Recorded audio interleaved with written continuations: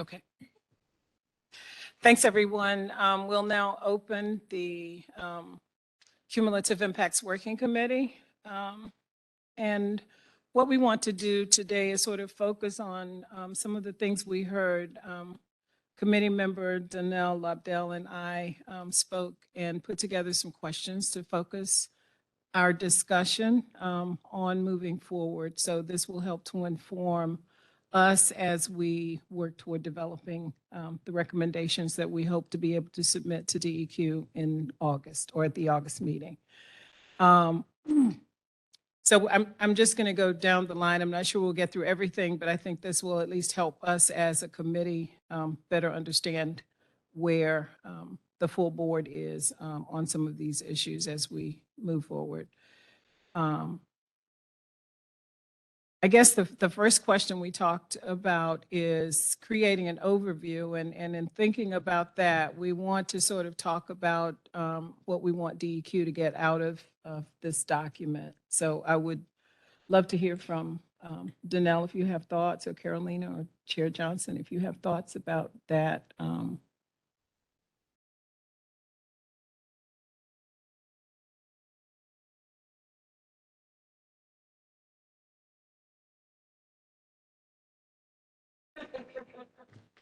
And I'm going to take notes too, so. Okay.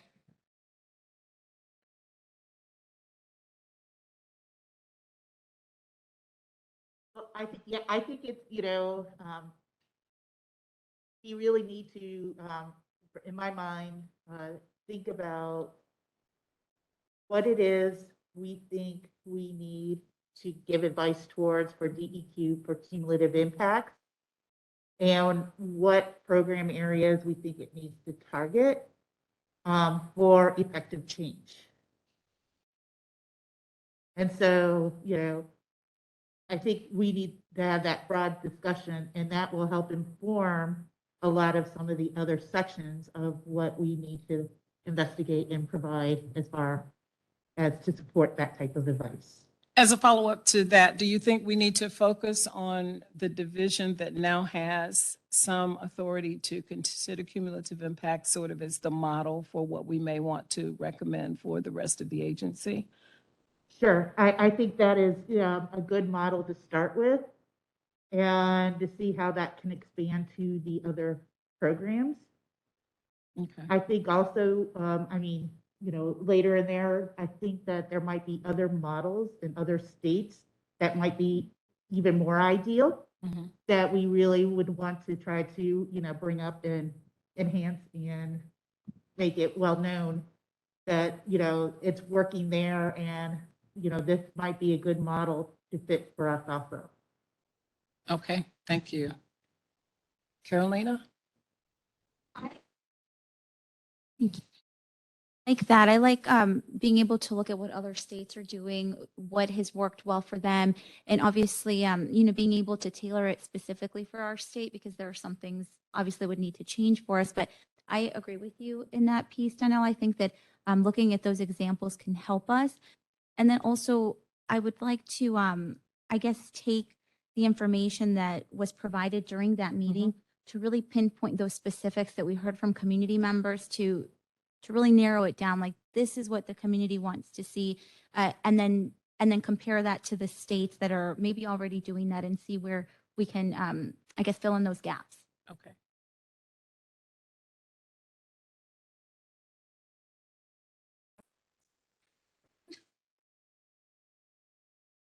Chair Jones. Oh, that'd be great, Renee. Thank you. There. And then I'll just thank you, Renee. That's great. And so I apologize for missing the meeting. I Oh, had a that's family okay. emergency, so I'm at a disadvantage. But the thing that, for me, and that I'm concerned about, and I think how we could help DEQ, I'm concerned about the business implications of not devoting attention to cumulative impacts, both the workforce implications and the future attractiveness of our state.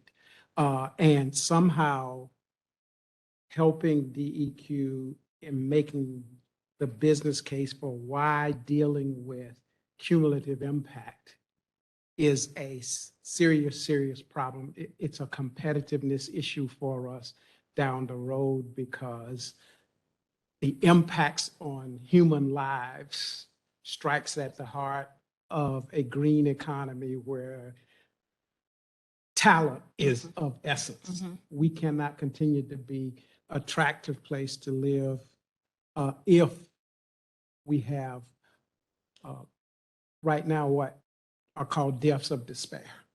And that's what they are.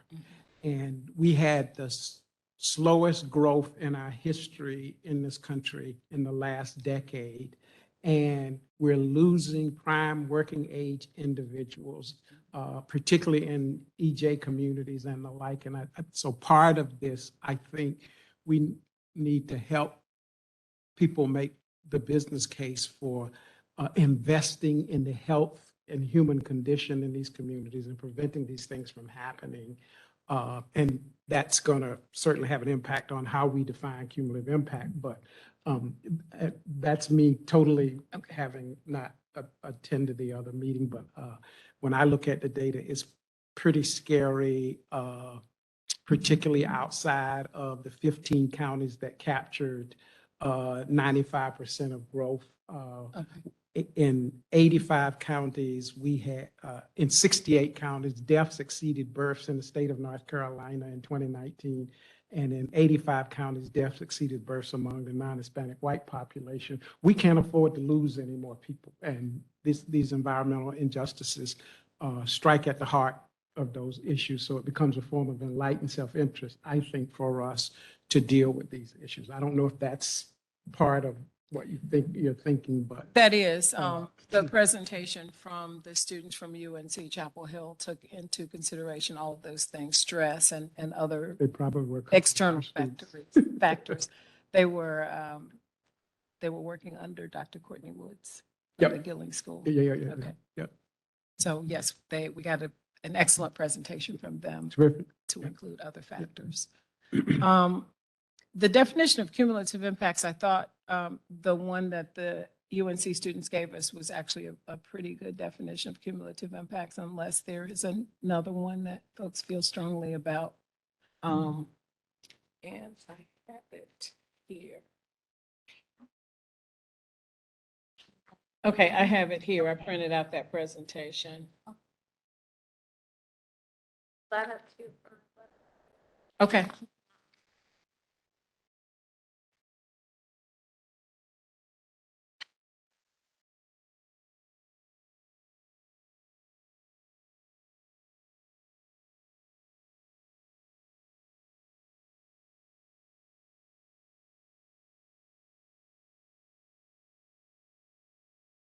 It's the 5th slide, I believe it is.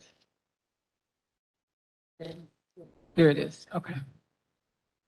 So that is the definition they presented, and they took a look at the Cal EPA definition and made a few tweaks to that definition. And I thought that did a good job of sort of encapsulating everything that we've talked about just in these last few minutes, but I think everything that we are all thinking about too. So if this group is okay with that, then the committee can move forward with that definition, and we can tweak it as we move forward. Has there been in this area any discussion of drawing a distinction between cumulative impacts and concentration effects of polluting industries? And they're two different things, Right. I think. Yeah. And do we need to have both pieces, or will just this definition of? We probably should have both. Both. Because DEQ refers to cumulative effects. Yeah. And not cumulative impacts.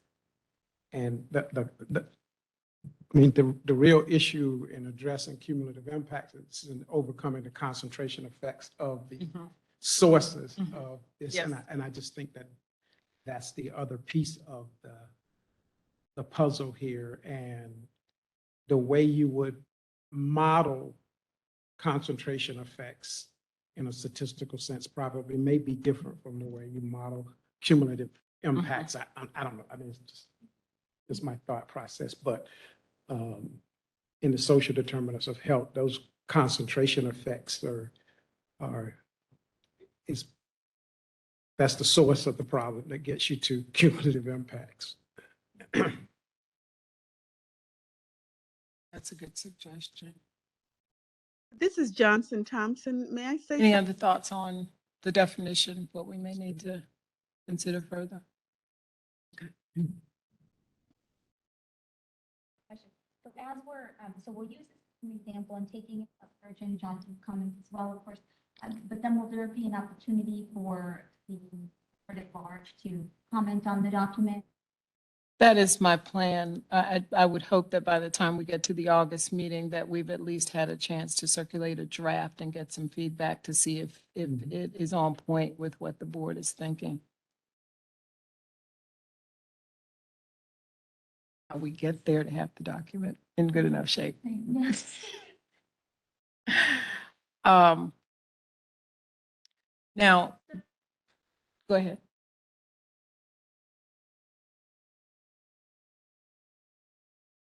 One thing that it actually really, this particular definition doesn't take into account is actually the thought of total burden. So it's looking at the negative side, but there's positive, neutral, and negative effects, and exposures. And that really is, that total burden. And when that total burden is exceeded by maybe these exposures, I mean, that's what we want to get, but that really doesn't account for that cumulative impact. And so maybe that's something that's missing in that definition. Okay. Sorry, I'm just. No. That's the whole purpose of having this discussion, so we can start trying to think about what we really need to have in there.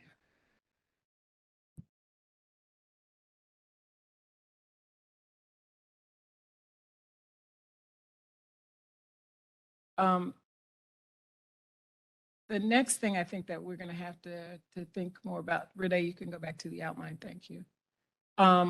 We've got a lot of information. The students, for example, did a huge lit search and drew from that, but I also have that complete list. So I think the committee can just go through that and kind of deal with these particular areas, and hopefully we can assign each one of those to one of us to just write sort of that initial scientific review of the lit piece to go in that. But what I wanted to talk about a little bit more was what the gaps are in the knowledge that is currently available. And two of the things I thought about coming from where I come from are, we know there's a huge gap in the information on rural communities. What do we do to bridge that gap to be able to provide recommendations that would be effective in those communities, just like you just talked about, Dr. Johnson, what's happening in those communities and the lack of data that we have to address what's happening in those communities. Right. So does anyone have any thoughts on what we could do or what recommendations we could make to DEQ to start to bridge that gap? Because in order to have an effective tool, we're going to have more information on those areas.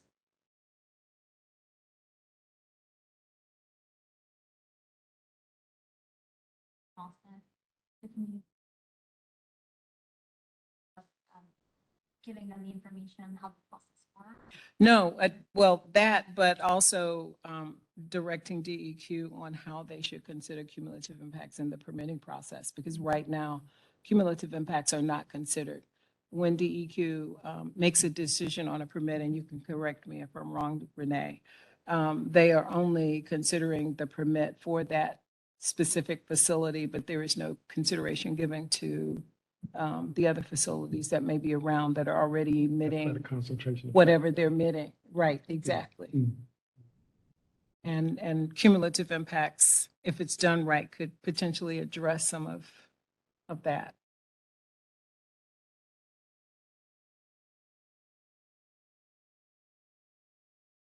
So is it that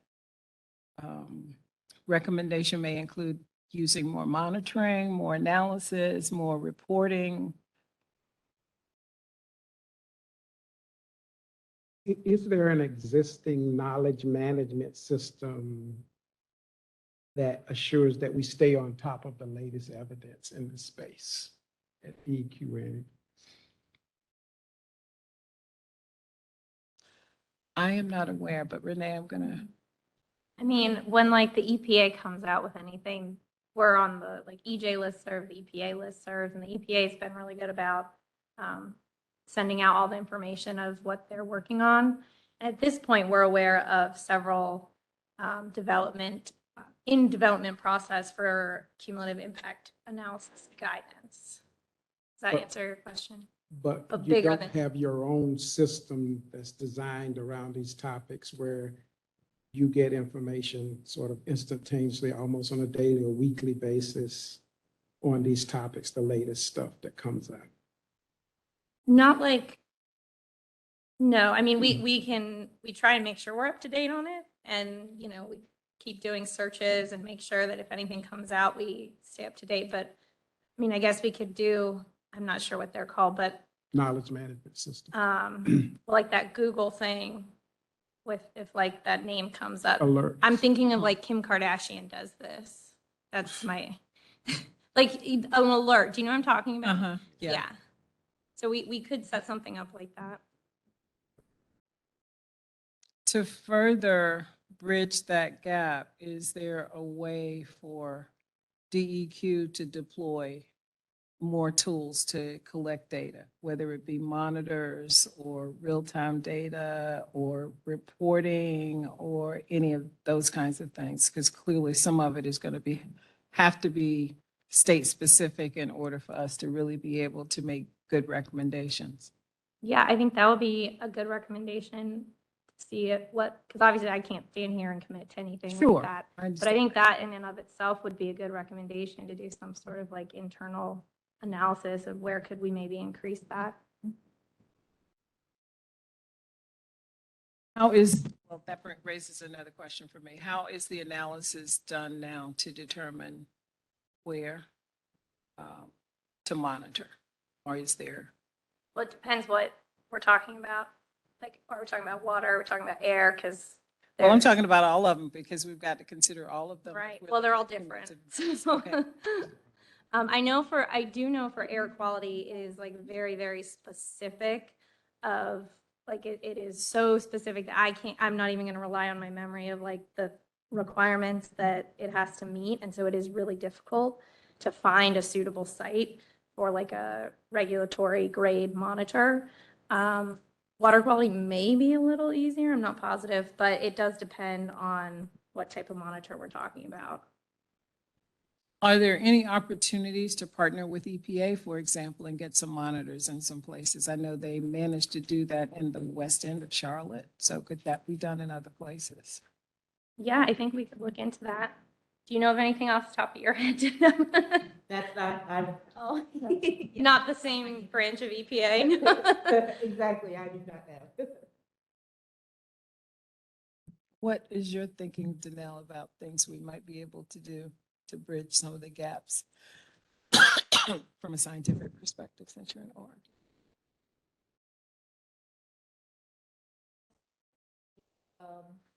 Part of citizen science. Purple air monitors. I mean, there are, they're not, we not have, you know, standardized for that regulatory effect.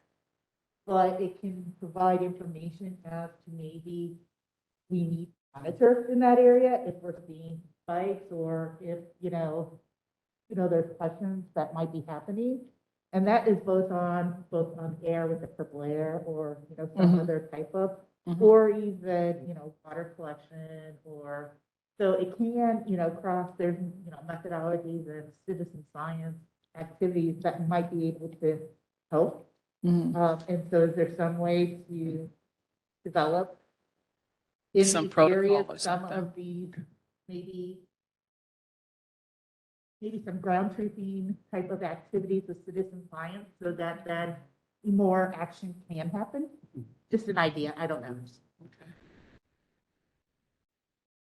Renee, this is a question for you because it's a question I don't know. How does DEQ rely at all on citizen science at this point? Is it ever taken into consideration? So as far as I'm aware, no, I don't know as we have a mechanism to like collect any citizen science at this point. Okay. I know we've talked about with air quality, the purple air monitors, and I think that goes back to like the regulation grade monitoring stations and having that being a concern. And so just making sure that there was that education on the front end so people weren't confused about if we were using that to maybe base for something else. Just making sure everyone understood. I just got a text from Marilyn. She has joined and she said she's trying to speak. But let's see. I have to. Yeah, Weston and Charlotte did that and were able, as a result, to get an air monitoring done from EPA. So it has worked in places, and that is a good example here. In fact, one of the presenters, the presenter from Clean Air North Carolina, talked about citizen science and the importance of it. Mhm. Mhm.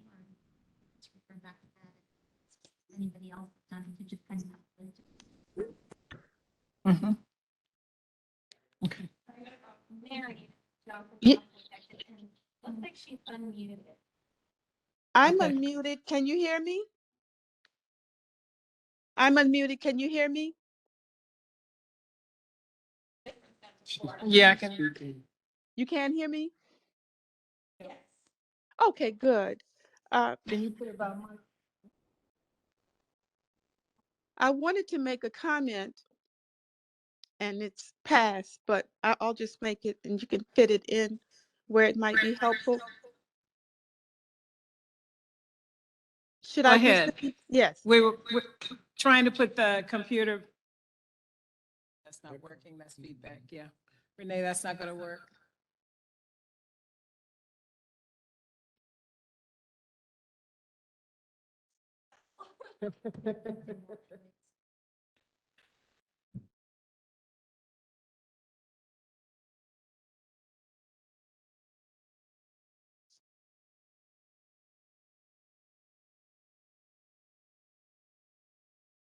Marion, did you want to go ahead and speak?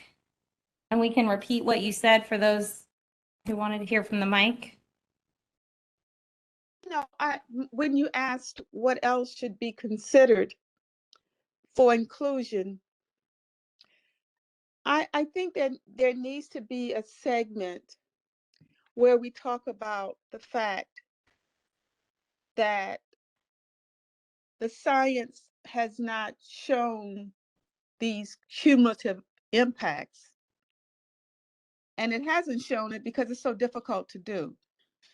And I think that some of the pushback comes from policymakers on this order that we don't have the proof. But I think what we need to also do is to just say any one of these factors cause harm. I just think that we need to at least address that issue that policymakers bring up and say that even if you don't do the science and you look at these impacts individually, they're harmful. And it almost seems as though with deductive reasoning that you can assume that if one is wrong, more than one is even more detrimental. I don't know if I'm making myself clear. Yes, We you are. okay, so we're talking about also that there are examples from other states, and I don't know what the examples are. I know what I heard a lot of from that special meeting was that people are looking at what you should include in cumulative impacts, right? And they're all individual impacts that have had research that do have research results. So in some way, I'm just saying, I think we need to address that. That's a very good suggestion, I think. Okay, thank you. Thank you. Any other thoughts on data gaps?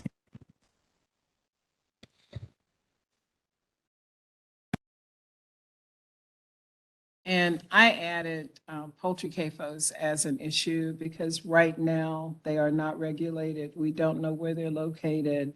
And perhaps some recommendation that there be some effort to identify where they are because they are proliferating at an astonishing rate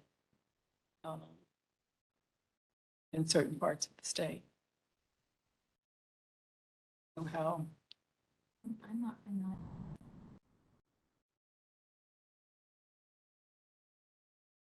Yeah, right now with poultry CAFOs, the only requirement is that they meet the building codes in the communities where they are. They don't have to get any kind of environmental permits whatsoever. And so there's no way to know where they are, unless the community is aware of where they are.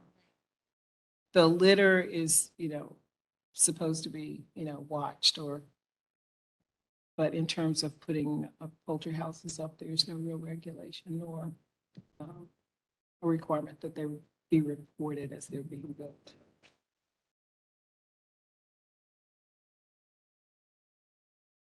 Yeah.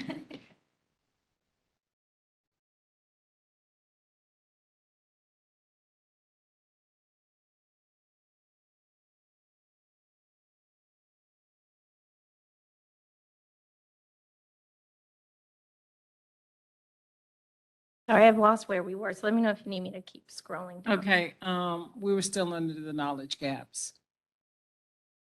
Oh, okay. Yeah.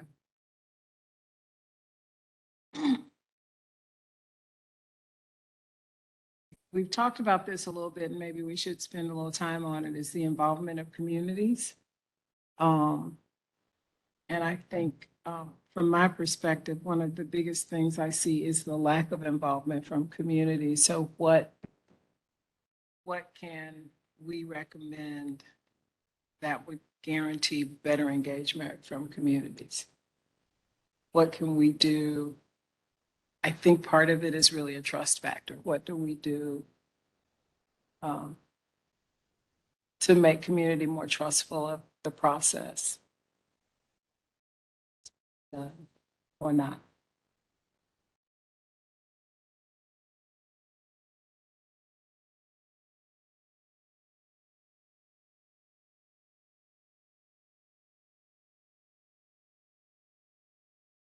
But No. That's the whole point of this. We want to make sure that we're presenting the best set of recommendations we can, and it's going to take of all of us thinking very deeply and strategically about how we do that. So,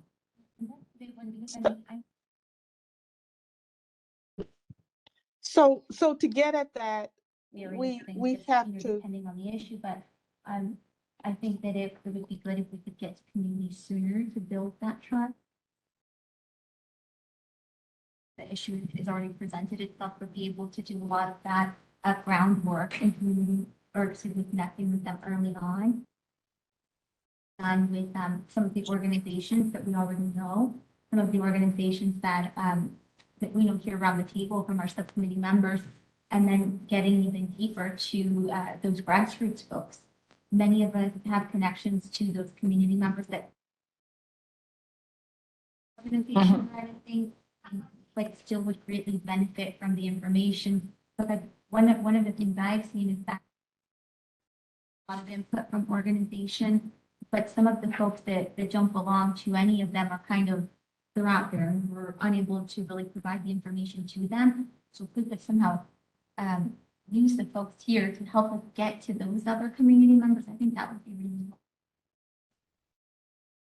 okay.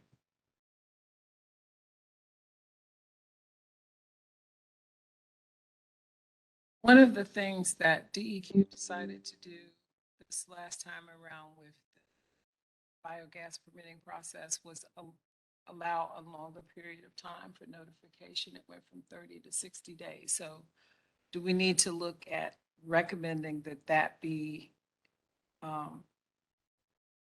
the case all the time, that there is at least a 60-day notification for any permitting process, so that it allows community to be able to engage? Because if we may have a community that doesn't understand the permit or parts in the permit, so they may need to find someone who can explain the process to them for them to be effective in participating in a public hearing or a public meeting.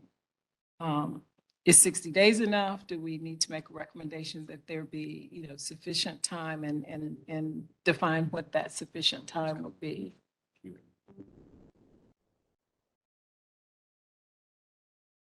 That's correct. I know I talk a lot too, so. I Here, hear, John. I hear in some of your statements there that we really need an education component Mhm. for communities Mhm. and for engagement, not only with DEQ, but with, the state government as a whole for different activities. I think there's a lack of knowledge of that. And so I'm wondering if a recommendation would be to set up, 101 type of. Mhm. Um, I have a comment. just thinking out loud, sorry. It's just, Mhm. I have a comment. just, to, Speaking there. so, and, have it as, both at school, part of, civics, but also for, the community at large to be able to learn so that they can have an active voice then. And, maybe there's a fear not to have that active voice because they don't know. I don't know. What do we Comment. know about the linguistic diversity of our EJ communities? In terms of this communication, I think being able to communicate in a linguistically diverse way to a given Right. population, I think that's the other piece That's, of It this, is. that needs to happen. There are populations in some of these communities that I'm doing work in a county right now. I had no idea that there was a substantial Pakistani population in the community. I mean, and how do we reach them? How do we communicate with them? They're citizens of that community. And I just think that however we do this, and I think there are capabilities now of multiple languages translating stuff easily. All of that, I think is important. Well, the Google Translate Mhm. feature is very well. Mhm. I'm Yeah, it surprised does. to see that, I right? suppose, yeah, but Yeah. it does, there's some issues. Oh, yeah, but for the most part, I- you can definitely get the idea. Yep. So that's important. So perhaps one of the recommendations would be to identify the major languages Yeah. in these communities and then work toward developing materials in those languages so that it's sort of off the shelf. But it's not even languages, there's also differences in English In dialect, yeah. and dialect and You take it off. comprehension. And so, Wait, again, Vanessa. So overwhelming when you think of it like that, but if we can at least create a model or an Right. example, Mhm. and then from there, I Mhm. think that'll help us, because we look at the whole thing, it's almost scary to begin the project, but I think we can come up with a model of something and then, do a little bit more research, connect with different community groups, understanding that, they may require something a little bit different, we tailor it for what's best for them, something like that. There are definitely some evidence-based best practices out there for Mhm. communicating in a linguistically diverse way, so that we could draw. Audio test. Um,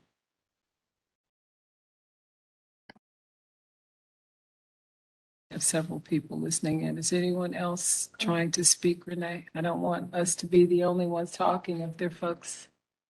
Yeah, I'm trying to speak. All right, go ahead, Marion. Sorry. Yes, on the on several fronts. One, about the distrust. I think we need to for this report to ask the community why they have the distrust. I can say I believe they have the distrust because they have been asking for certain things for so long and nothing has been rendered. And then the second thing is, yes, the community needs education, but they'll never come to get the education if they don't feel that something's going to come out of it. And I think that's where we are right now. And so the obvious answer on how do you gain trust is for them to start that they're facing. And you can say you can say everything about education, having education and having these meetings. They need to, at this point, the community needs some results in order for them to gain trust.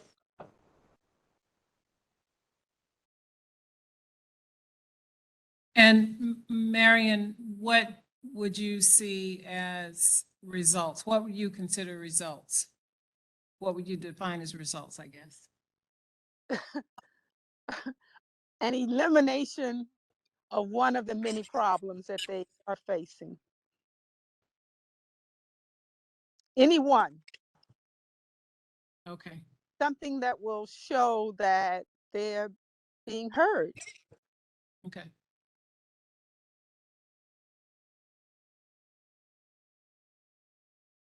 Any other thoughts on that particular topic before we move on to the next one?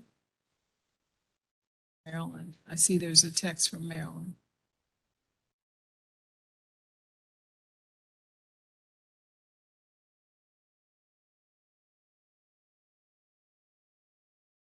So how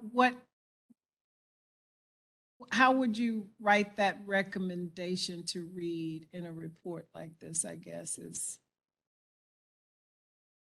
I think I know what you'd like for it to read, but I'd like to hear from you what your thinking might be on what that recommendation might look like.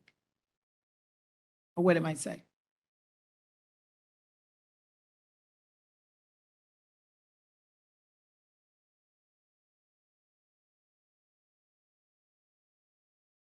Okay, we'll talk about it offline, but I think I know where that's going. Another question that we thought about talking about what the costs are to the community, and Chair Johnson, you mentioned that a little bit. So do you want to talk a little bit more about how we should talk about that in making recommendations on cumulative impacts? No. For me, I think there are two things. One, how do we, for me, the question right now for these communities where they haven't are disproportionately carrying the burden of environmental injustice and where these concentration effects are, clearly manifested. My question is there a tipping point of concentration effects where you no longer look at those communities because they are already overburdened? And so for me, that's one issue. And I think the other issue for me, and I didn't see it in the definition, I may have missed it, but some of these impacts, these cumulative impacts, are intergenerational. And I don't know how we factor that in all of this, but part of the data has to be, I think, what kinds of things when you're in one of these EJ communities that are disproportionately concentrated, where these environmental contaminants are disproportionately concentrated, what are the kinds of things that you would expect intergenerationally to be manifested? And do we have data? Can we collect data on those things? Whether it's birth defects or whatever it is, but it strikes me that that's something that needs to happen here. Perhaps that's a place we could work with Department of Health and Human Services Mhm. if they have some data as a starting point. and We, then we, go- we gather data on, the number of deaths from opioids and everything else. I mean, so why not? We should be able to do it, I would think. Okay. Did you have any thoughts?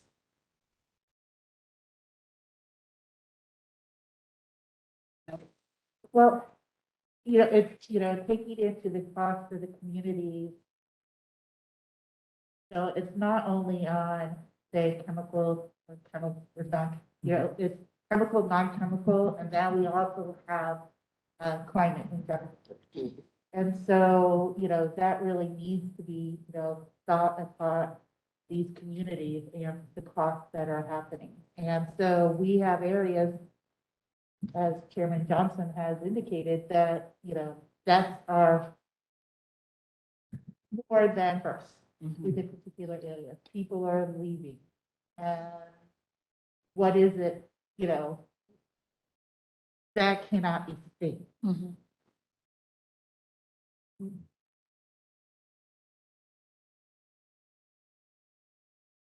And so it's, when we talk about costs, it's not only monetary, Mhm. Right. and that needs to be emphasized.